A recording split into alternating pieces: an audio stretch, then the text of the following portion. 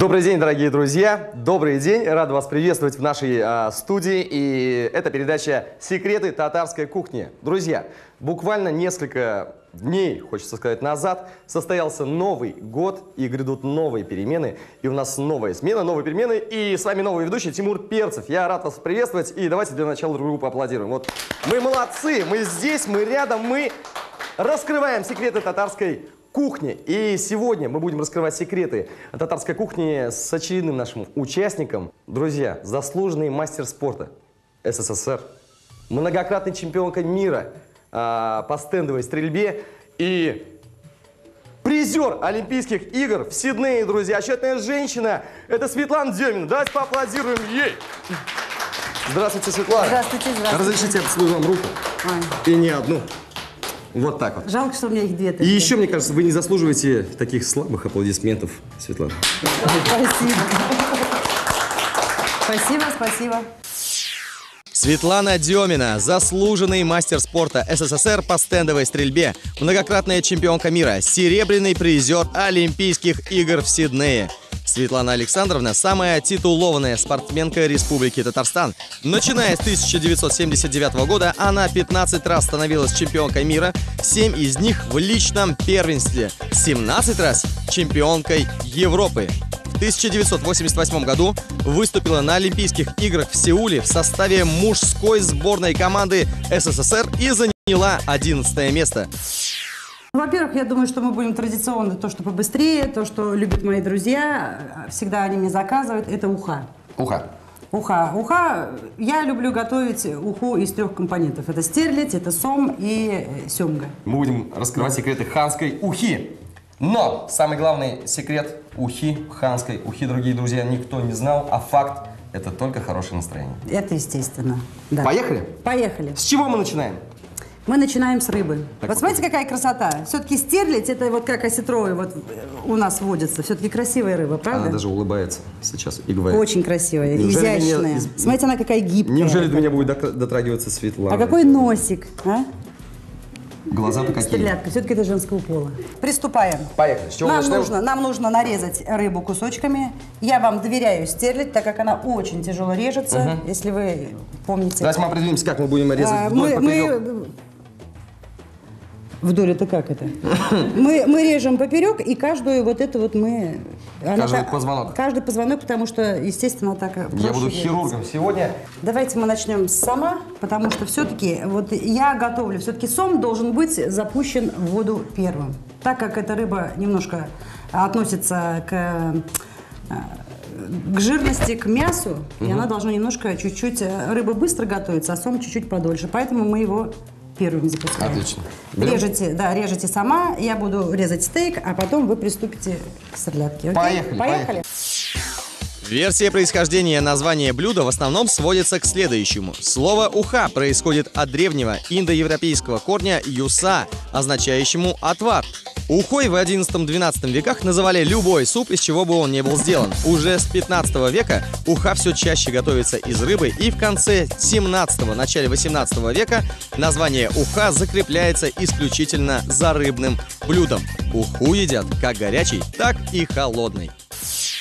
Отрезайте аккуратненько голову. Голову где лучше отрезать? Так, где голова? Никто не знал, но Светлана на самом деле гиперзнаток по приготовлению рыбы. Голову отрезать под плавником, потому что... Вот так, да? Да, вот, еще даже немножко. Вот Чуть-чуть возьмите, вот так, да, да? потому что иначе вы ее не разрежете. И все. Все, отлично, поехали. Спортивная диета, как лучше А ее давайте, соблюдать? я прошу прощения, тем временем я сначала запущу сама, потому что я уже, как говорила... Надо, обязательно, Сом конечно. должен готовиться первым. Диета. Диеты у нас особой никакой нет. Единственное, что мы себя всегда ограничиваем, это во время соревнований, потому что организм, я так понимаю, всем объясняю, сам отказывается принимать пищу. И у нас бывает даже проблема, может быть, это, но раз уже спортивная тема, когда мы сдаем... Нормативы? Нет. Когда мы сдаем допинги, у нас бывает проблема с плотностью из-за того, что, наоборот, мы во время соревнований ничего не едим. И просто спортсмены боятся, на самом деле, что-то лишнее съесть, мало ли Нет, что. не в том, отказывается организм, до такое идет напряжение в том плане, что Я бы сравнил Есть это... не хочется. Знаете, с чем? То же самое, артист должен быть голодным. Когда актер или артист начинает, вернее, покушает очень, и ничего не хочется делать на самом деле. И когда сосредоточен на той или иной цели, мысли просто о еде уходят. Но сегодня мысли у нас о еде никуда не уйдут, потому что мы занимаемся непосредственно этим делом. И Светлана что-то берет и подходит к кастрюле. Она положила туда. В эту кастрюлю я положила уже сама. В эту кастрюлю я положила лавровый лист, посолила. Обязательно кладу лук, не мелко режа. не нарезаем. Кладем крупно. Супер. Не жалейте, потому что вот уха состоит именно из лука, рыбы, в принципе, и приправы. Это все даст нам. Берем душистый Хотела бы сказать хмель, но нет. Душистый перец. Перец, 5-6 штучек. Все туда. Пусть это у нас все варится. Милые дамы, запоминайте, как это все готовится, и записывайте. Попробуйте тоже самое сделать у себя дома. Почему бы и нет? Светлана, где вы научились готовить и вообще кто вас научил готовить? Насколько, во-первых, начнем с того, что вы родились в деревне Тетюши. Я родилась в Вологде. Черт, где информировали меня. Все, говорит, я узнала. Я вообще вологодская. Родилась я в Вологде. Простая вологодская девушка. Где резной палисад. Дело в том, что у меня папа был назначен туда, он был начальником леспромхоза в Толгу, и поэтому так вот. А почему переехали в Тетюши? Потому что они вернулись, у корни все тетюшские, и папа, и мама. Просто он временно работал, я же вам говорю, что его командировали туда. И когда там работа закончилась, в общем-то, они вернулись, и я уже вернулась в возрасте 3 лет. Мы живем на Волге. Мы в детстве очень часто ездили на остров. У нас там есть такой остров между нами и булгарами. Есть остров, мы там отдыхаем. Естественно, что можно приготовить на острове? Конечно же, естественно, уха. только уха. Вот и все, испокон веков. А там уже, получается, с возрастом уже узнаешь, чего вот очень. У рыбаков интересно, вот многое мы спрашивали. Потому что они совсем по-другому, вот действительно, что они запрещают снимать. То есть вас научили рыбаки готовить, не мама, не бабушка. Да. Теперь я запущу голову. Вот, подождите, перед тем, как вы запустите голову, хотелось бы узнать какие-то подробности. Всю рыбу вам, естественно, известно, что выбирают по жабрам. Если жабры розовые, как обычно. То есть покажем вот всем, что... Жабр здесь нет. Жабр нет. Просто по жабрам. Но я хочу дать всем совет, но это даже, наверное, и не секрет, что из любой рыбы нужно убирать жабры. По той простой причине, что там действительно всякие бяки собираются именно. Чтобы себя обезопасить, естественно, нужно, чтобы была рыба чистая. Я испокон веков, это и мама у меня, что мы жабры обязательно, что мы жарим, что мы варим уху, убирать. Мы ее тоже запустим. Пусть она там плавает пока. Кастрюлька маленькая. Маловато, я же говорю. Вот видите уже жирочек? Вот что я вам говорила, что друзья, если бы вы видели вот, и чувствовали сквозь экраны ваших телевизоров этот аромат. Вот, а пока... Значит, это вот мы... Может быть, картошечку убрать, пока настругаем. Что у нас там готовится, мы можем уже приготовить картофель. Какие еще ингредиенты можно добавить в уху? Я уже все, в принципе, добавила. Значит, все специи. Мы сейчас готовим картофель. Мы берем картошку. Мы ее... Нарезаем крупно. Крупно, обязательно. Покажите. Как правило, картошку режут... Я ее режу. Это, говорят, что так нельзя резать на руке. Как правило, картошку режут вот так вот. Это именно почему-то идет для ухи. Почему, я не знаю. Крупно. Крупно. Это очень вкусно, мне кажется. Почему-то вот так, чтобы... Эти рыбаки объясняют, что потому что они, видимо, готовят в больших вот этих вот своих на кострах. Им просто, на самом деле, лень.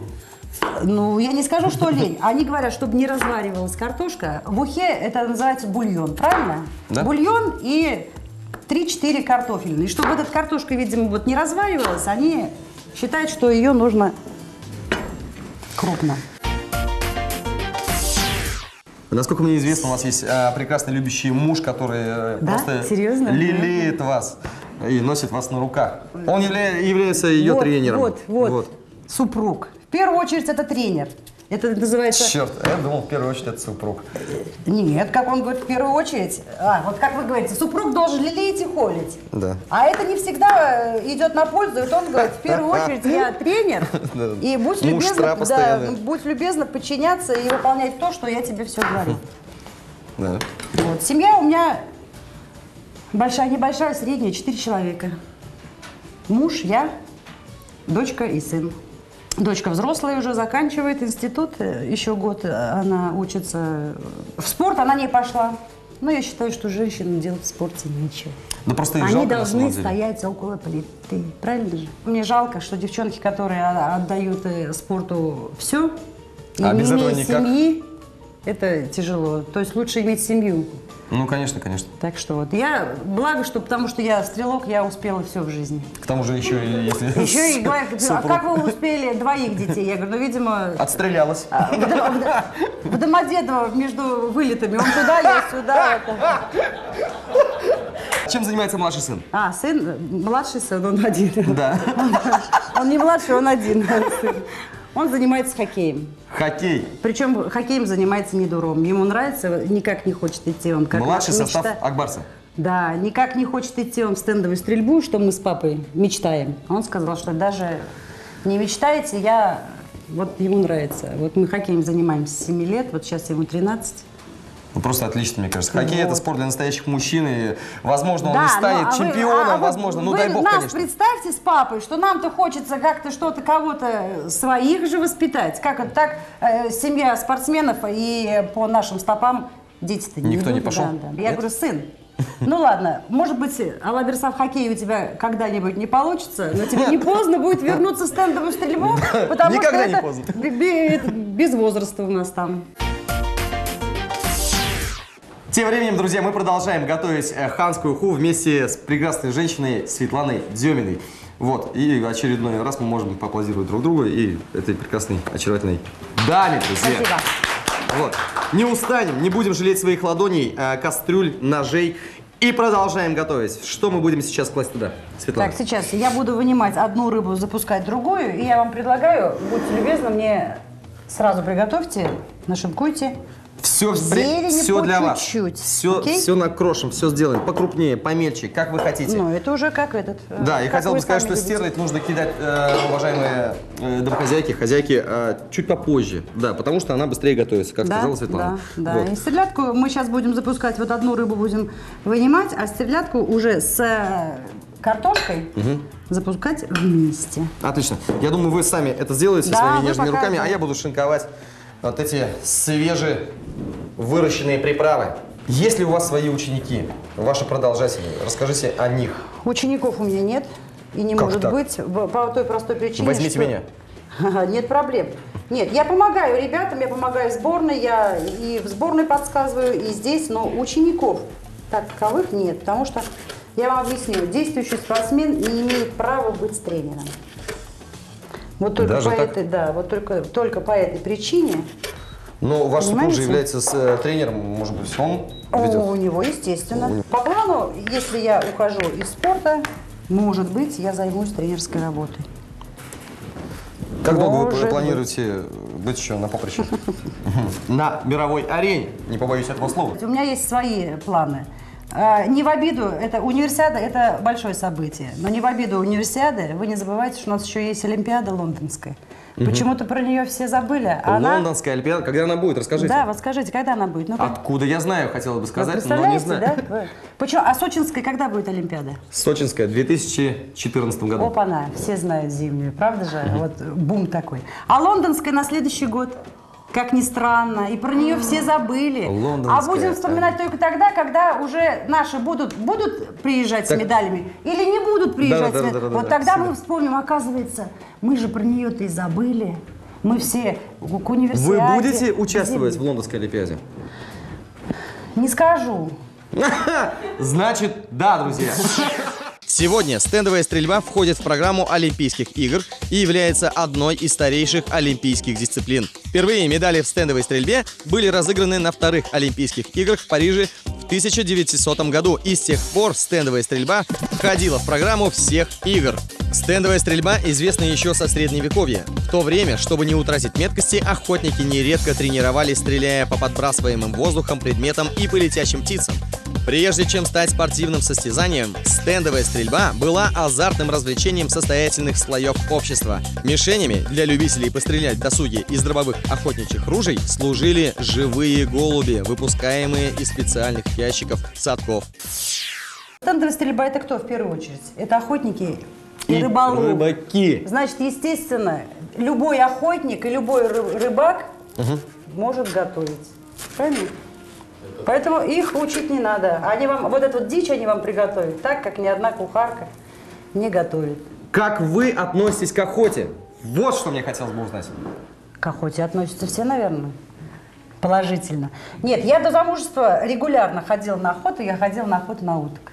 На уток? Да. Вот поэтому и говорили, что страшно брать, неинтересно брать, потому что все те, кто стоят, обычно же как стоим, если Вот вы расскажите, знаете, как это все происходит. Это там же в этих в плесах встаешь, там в камыши, и получается, если ты удачно встала на перелет, на пролет так называемый, так все, те, кто там пониже стоит, там подальше, можно менять. Вот. Еще в своей жизни я ходила на зайца. Но я сказала, на зайца больше не пойду. Почему? Жалко. Потому что вот зайца честно наступил. сказать, утку мне не жалко. А зверюшек жалко. То есть, А зайца он смотрит, вот вы понимаете, вот красные глаза, он смотрит тебе в глаза и плачет. И Ну, говорит, я Светлана, за зайцем не прошла надо. я по снегу 30 километров. Я сказала, все, А на вот зайцев основная я причина. больше не ходок. Это действительно, это охота, это действительно, это, как говорится, развлечение, но оно такое. Там нужно работать по той простой причине, что какие эти все-таки охотники выносливые, я представления не имею. Ну, это образ жизни, мне кажется. Это уже, да, это уже... Как вы относитесь к татарской кулинарии, к татарской Ой. кухне? Я даже больше, не только я отношусь положительно, даже больше, чем положительно. У нас был в 2010 году чемпионат Европы по стендовой стрельбе здесь у нас. Представляете, участвовало 680 человек, что у нас было здесь, со всей Европы. Так вот вы спросите, как они относятся к нашей татарской кухне? Как они относятся? Они до сих пор, где мы встречаемся, они говорят, обалденно, до такой степени понравилась национальная кухня всем.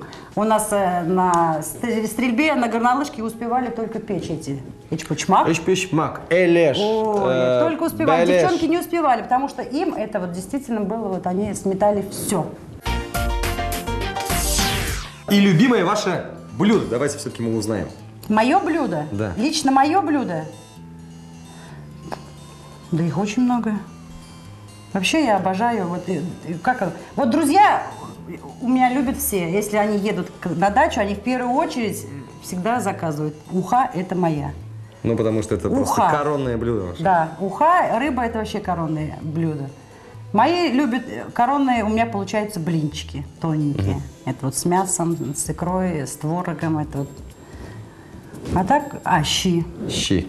Вот коронные блюда. Татарские щи, друзья. Щи. Почему бы и нет? Только из свежей капусты. Почему-то я не люблю из кислой капусты. Есть же щи из кислой капусты и из свежей. Вот из свежей капусты. Могут есть каждый день. И варю я не такие кастрюли, я варю. Сразу большие, на большую семью. Потому что я что-то не успеваю. Потому что вроде как приготовишь, думаешь, ну дня на два. Нет, кто-то придет, и гостей очень много, друзей много. Так что. Поэтому для меня вот стоять около плиты это. Это просто наслаждение. Да, это как вторая работа моя. Мы сейчас достаем всю рыбу. Всю рыбу. Всё, И она в у этом нас отваре, в готовая. этом наваре мы будем варить картошку. Да, картошку. Заключительный уже этап. Кладем картошечку в этот наваристый бульон. Это мы закрываем, чтобы она была тепленькая. Буквально остается, друзья, буквально каких-то пару-тройку минут, когда приготовится наша царская уха из рук Светланы. Хотел бы еще раз обратиться к стендовой стрельбе, а конкретно о том месте, где это проходит в Татарстане. Это второе место после Тетюш, где проходят мировые, не побоюсь этого слова, чемпионаты по стендовой стрельбе. Расскажите о нем. Какого уровня оно и... Тимурчик, это первое место, где проводятся международные соревнования. Просто в Тетюшах находится школа стендовой стрельбы. А международное соревнование там не проводилось. И вот первый раз в прошлом году как раз сделали чемпионат Европы, как я уже говорила. Прошло на ура. Очень все довольны остались в организации, в погоде. В общем, в проведении соревнований. Вообще были некоторые моменты новшества. Мы сделали именно, Татарстан сделал. Какие? Ну, суперфинал там сделали, как с этими, с кричалками, топать ногами, кричать. Наоборот, если при стрельбе должна быть тишина, то здесь, наоборот, сделали суперфиналы, сделали специально для победителей, для шестерки лучше. Кто же? Именно когда вот как на хоккее, наоборот, кричат, поддерживают кто-то там, а вот стрелять тяжелее. И вот первый раз, и всем понравилось, жутко понравилось. Иностранцам все понравилось. И поэтому получается, что у нас один из лучших в Европе стал этот комплекс. Слава богу, мы дождались. Я его ждала, честно сказать, 25 лет. Дождалась. Спасибо Универсиаде, опять-таки же 2013 года, что это все ускорилось. Вот. И на следующий год говорят, что нам дают чемпионат мира среди юниоров, который мы должны, опять же, с достоинством провести. У нас в Казани, опять-таки, в этом месте, друзья. Опять-таки же на комплекс называется Свияга, где горнолыжный комплекс. Так что добро пожаловать, поболеть за наших и посмотреть комплекс. Комплекс шикарный. У нас все готово, и это мой маленький секрет, который я вам сейчас покажу. Мне даже Светлана не рассказала, о нем не отказалась рассказывать, потому что это будет секретом, и мы будем открывать очередной секрет татарской кухни вместе со Светланой Деминой. Как вы все знаете, что уха лучше всего готовится на костре, но так как зима, у нас нет возможности, мы в студии, и вот чтобы приблизиться к завершению, что мы готовим якобы на костре, мы ее снимаем, так как она у нас готовая, мы ее снимаем, потому что кипятить уже нельзя. Берем Шайтан-вода. Шайтан-вода, люкс, Без этого никак. выливаем туда, выливаем. И теперь мы делаем костер. Вах, что сейчас произойдет? Я просто в ожидании. Вся студия в ожидании. Ведь да? Берите другую лучинку. Еще одну. Нет, этот не загорится. Я думаю, вот так вот я подожгу. Я не верю своим глазам, своим ушам и даже своим рукам, что вместе с чемпионкой мира. Да, неоднократно. Неоднократной. Светланой Деминой я стою... А вы знаете, сколько раз чемпионат мира? Это, если не скромно, я буду себя вести. 17? Нет, это Европа. Черт. Давайте дадим знать всем, сколько все-таки лучинок мы сожжем. Да, вот пусть она горит, и мы будем ждать пока. 15. 15 раз? Да, вместе 7 раз получается лично, и остальное 8 раз еще командное. Получается с командной 15 раз. Но это все равно мы, получается, если даже командно, мы чемпионы. Мне непонятно, почему опять никто не аплодирует вот сейчас. Все уже, наверное, привыкли. Единственное, что вот не хватает в моей этой. Вот мужчина, у него даже лучина не горит. Не хватает олимпийской первой. И вот сейчас мы делаем что? И вот мы сейчас вот так вот. Вот в эту вот уху. Опускаем. Запоминайте, друзья, что сейчас мы делаем, потому что больше такого не повторится. Мы опускаем вот эти горящие угольки вниз. И для чего внутрь. это? Все-таки. Конечно, для аромата костра. Конечно, чтобы присутствовал эффект натурализма, природы. И вот это. Мы же ботаники. Ну, жалко, у меня очков нету. Я вот так опускаю тоже. Ах, черт возьми.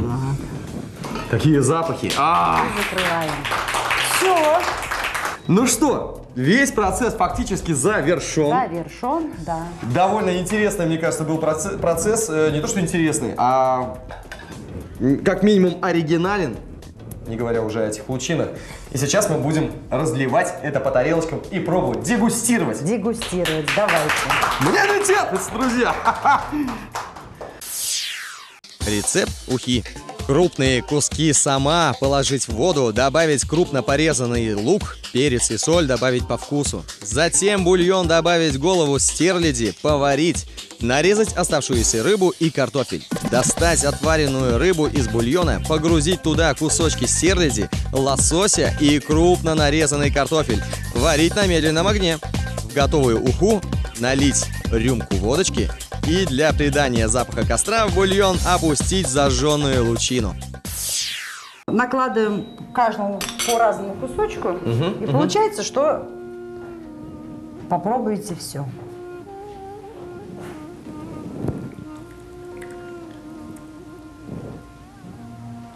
Все в предвкушении просто. Мы ждем.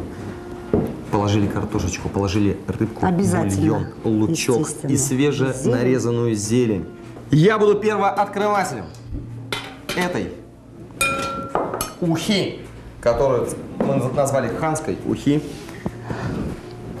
которая была приготовлена чемпионкой, многократной чемпионкой мира, олимпийским призером в Сиднее. Да, Да, в 2000 году. да. Вот. И сейчас мы это сделаем. Все, поехали? Я пробую. Это свет было для чего? Чтобы вкуснее было или чтобы Нет, я чтобы приготовился? Я боюсь, сейчас скажет. Так, я возьму, наверное, все-таки для начала вот так вот бульончик с картошечкой. Итак, волшебным мановением руки. Ну-ка, попробуй, что приготовила.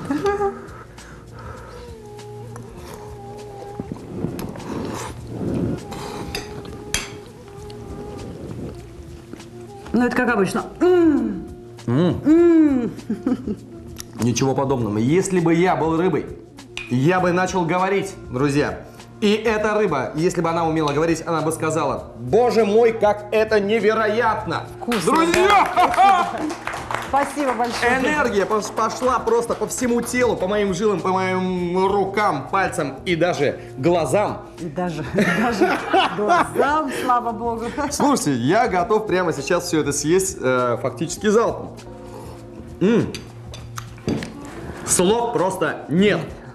Одни эмоции. Одни эмоции при взгляде Я рада, что на вам нашу понравилось. гостью, на нашу Я думаю, что это прекрасную- не так и плохо, это вкусно, правда? Какой? Это не то слово. Что значит плохо? Ну давайте тогда быстрее дойдем. Перед тем, как сейчас все мы набросимся на эту уху, ханскую уху, хотелось бы сказать, что с нами вновь и вновь, я напомню, была многократная чемпионка мира, заслуженная спортсменка СССР по стендовой стрельбе и олимпийская Чемпионка Алла Берса. Алла Берса. Так и хочется сказать, Давайте скажем так, олимпийская чемпионка. Алла Берса, олимпийская чемпионка. Олимпиада, которая будет проходить в 2012 году в Лондоне. Светлана Демина! Спасибо.